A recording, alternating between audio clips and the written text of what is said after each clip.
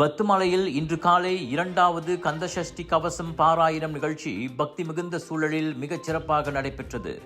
இன்று மே 1ஆம் தேதி காலை 7:40 மணியளவில் தொடங்கிய இந்த நிகழ்ச்சியில் சுமார் 200க்கும் மேற்பட்ட பக்தர்கள் கலந்து கொண்டனர்.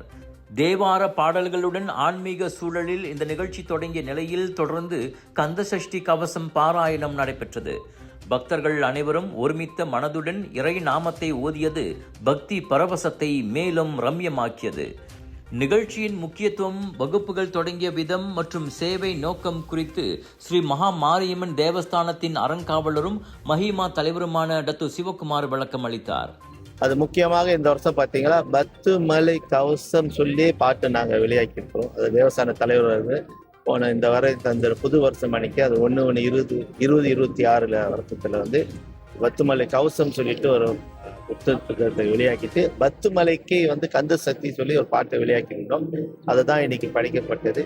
அதே நேரத்தில் இந்த நல்ல நாள்ல இந்த தொழிலாளர் தினத்தில் அன்னைக்கு சேர்ந்து இன்னைக்கு இந்த டீம் டிஎஸ்கியும் ஸ்ரீ மகாமன் கோயில் தேவஸ்தானம் சேர்ந்து தேவாரம் வகுப்பும் அதே நேரத்தில் பரதநாட்டியம் இன்ஸ்ட்ருமெண்ட் வகுப்பும் சொல்லிட்டு அதை விளையாட்டு நேரத்தில் எங்க முன்னால் இருக்கிறவங்க எல்லாரும் அந்த வகுப்புல கலந்துட்டு கொண்டுக்கான சர்டிபிகேட் பதிவு நடத்தும். எங்களை பொறுத்தவட்டும் எங்களால் ஒரு பொது சேவையோ அது இந்த சமயத்துக்கு உண்டான சேவைகள் நான் செய்யணும். இந்த வருஷத்துக்கு உண்டான தேவார வகுப்பும் பரதநாட்டிய வகுப்பும் இலவசமாக சொல்லிக் கொடுக்க இது இன்னைக்கு அதிகாரப்பூர்வமாக நாங்கள் திறந்து வச்சிருக்கோம்.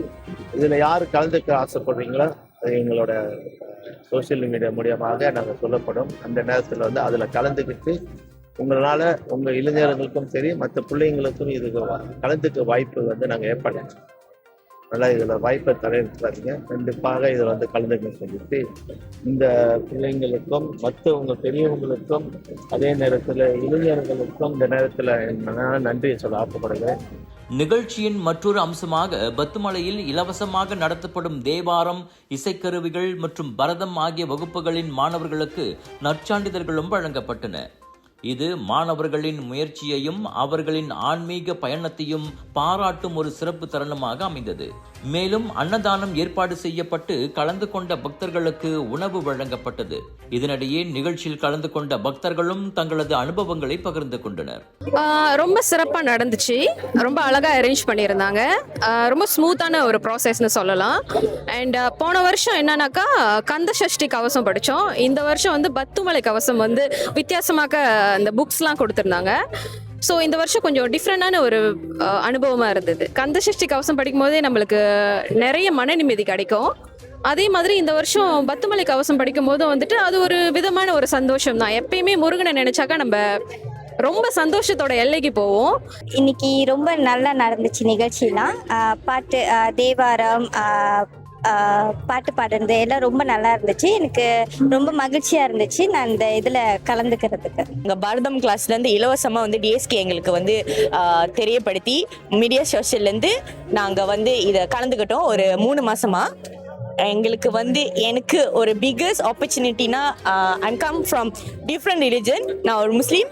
ஸோ ஃபர்ஸ்ட் டைம் எனக்கு கிடைக்குமா, எங்களை அலாட் பண்ணுவாங்களா இல்லையான்னு எங்களுக்கு தெரியாது. தென் டீச்சர் மூலிமா நான் போய் கேட்டு எனக்கு ஒரு பரவாயில்ல, எந்த ஒரு மதமாக இருந்தா என்ன கலந்துக்கலாம் நீங்கள் அப்படின்னு சொல்லி எனக்கும் இந்த ஒரு ஆப்பர்ச்சுனிட்டி கொடுத்தாங்க.